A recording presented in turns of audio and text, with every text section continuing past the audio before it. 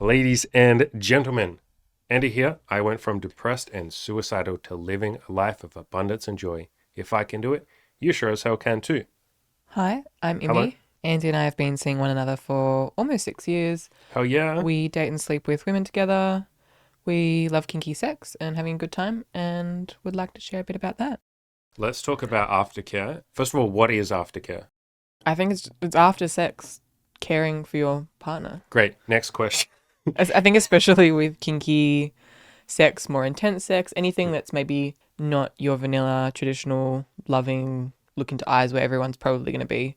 Like you don't need to discuss how everyone's feeling after that if it was super loving and gentle the whole time.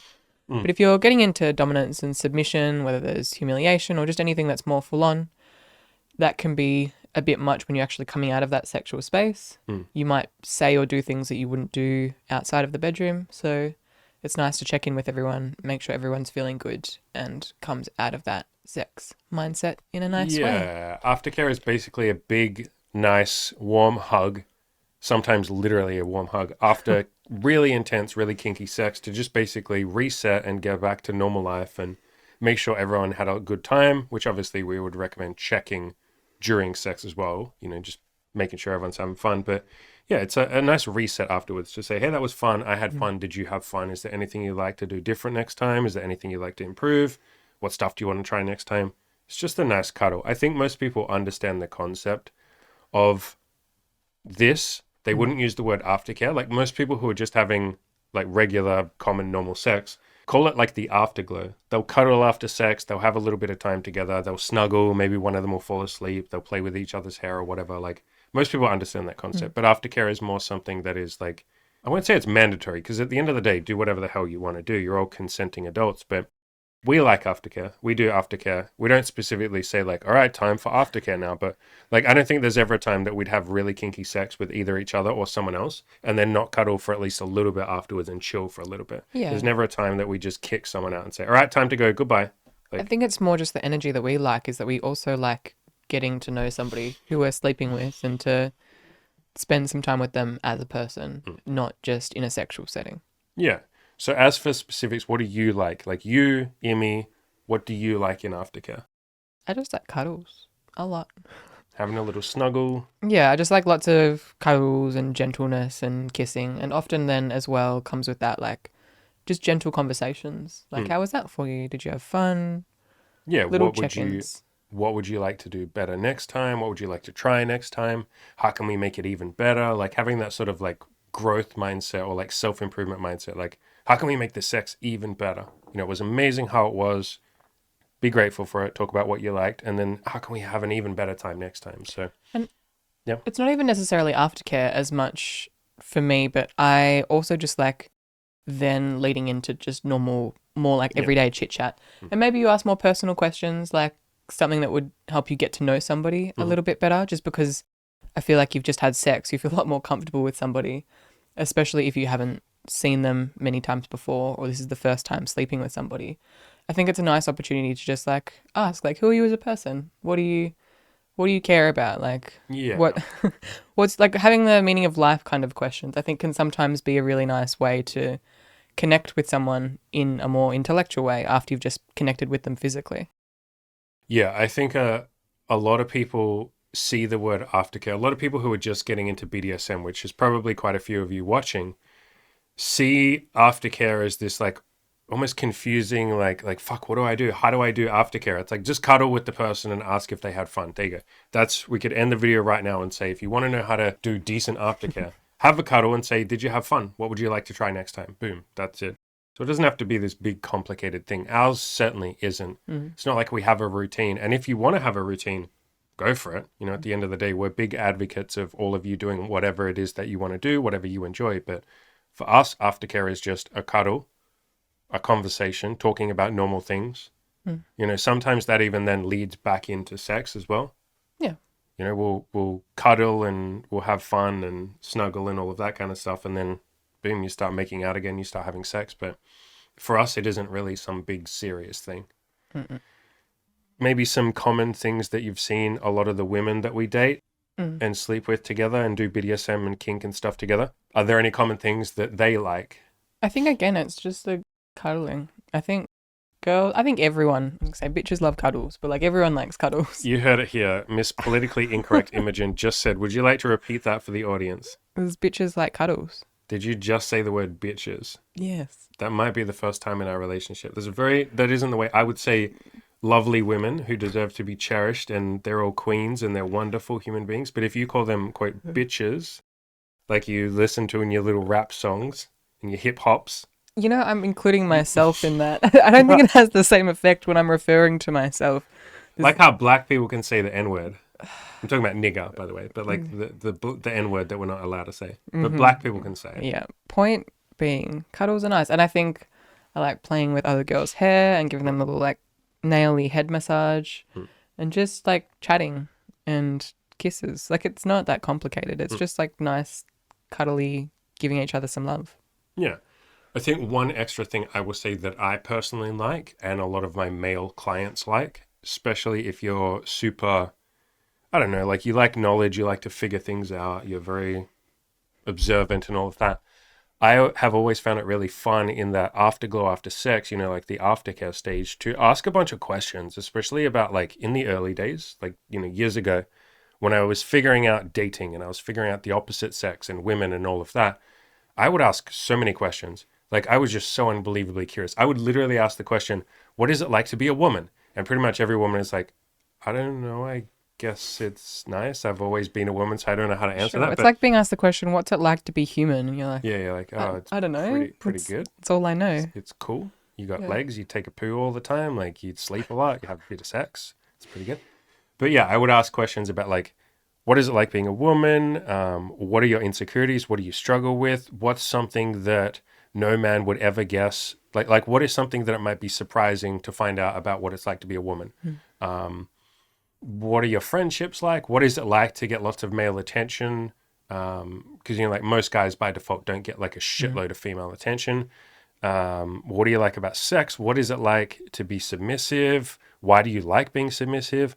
Would you ever want to be a man? What do you think it would be like to be a man? That question's always funny. Most women... I want to be able to fuck things. I want to try that. That's what most women say. And actually most women are like, I want to try and fuck things. Literally, that is like the number one answer that women say. They're like, I want to try and stick my dick in things. And you're like, okay. That's but to be fair, that is what teenage boys do. That is what teenage boys do. Yeah. As soon as you start getting a sex drive, you're like, what if I fuck a watermelon? What if I fuck a sock? What if I fuck a teddy bear? What if I fuck, like, I don't know, my bed sheets? Yeah, you're just like, I guess I got this thing now. I got to do something with it. So, yeah, not a bad answer, but I would ask all of these sort of questions. I still do these days, but like I know I've asked these questions a whole lot of times. But yeah, in the early few years of doing this shit, and especially getting into BDSM, I would ask so many questions. What do you like about BDSM? Why do you want to be submissive?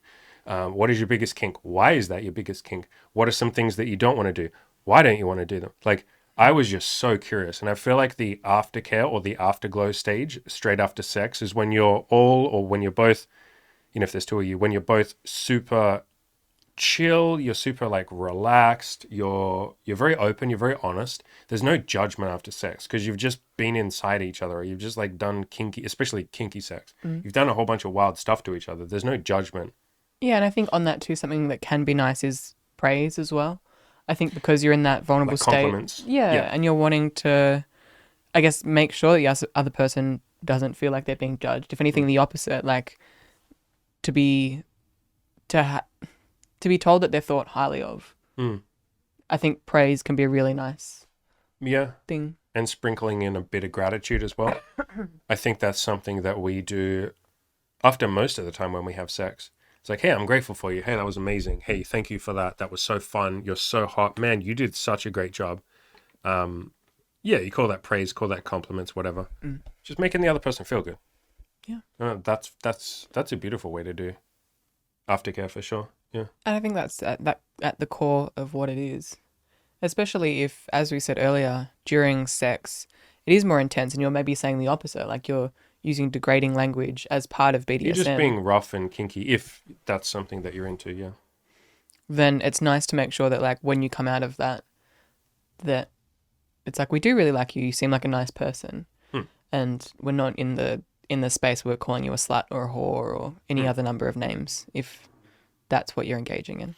Yeah, you're coming back to reality, if anything. I think that's generally when people speak of, when like BDSM, I don't know, what would you call them?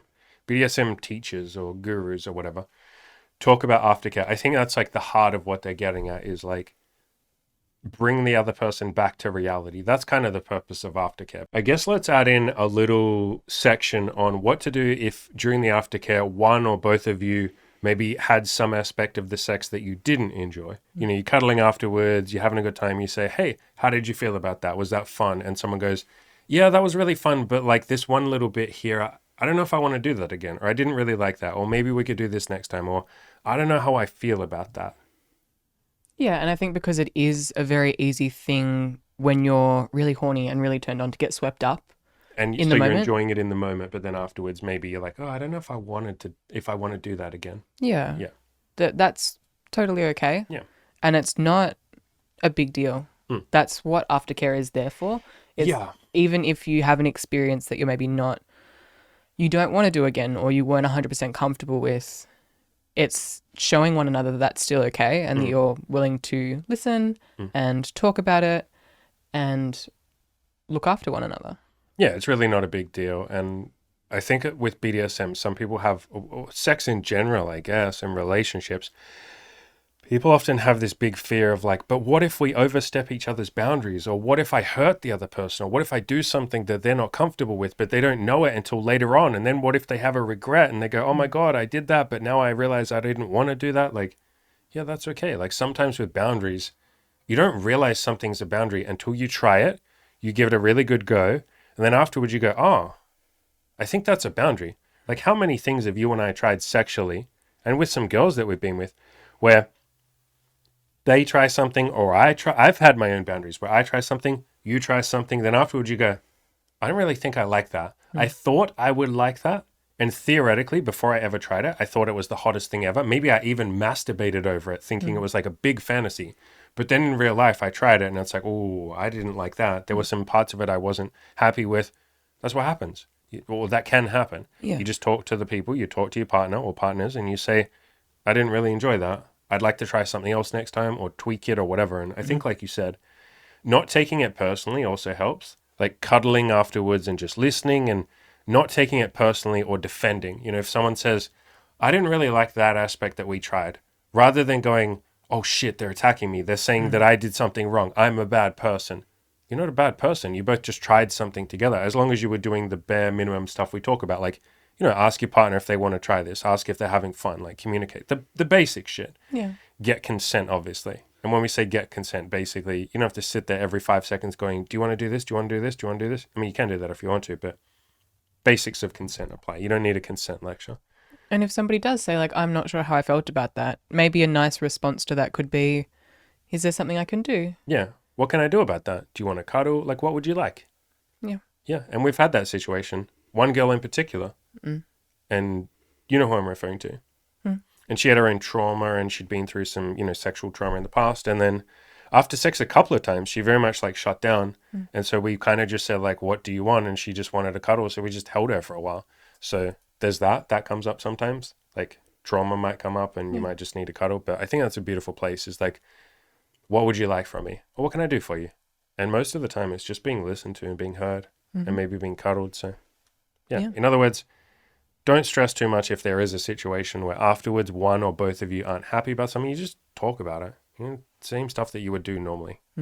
But again, if you want like a simplified version of it, our answer to like, how do I do aftercare is just cuddle with the person and chill for a little bit. That's it. It's really all you need to do. Tell them they did a decent job. Tell them you had fun.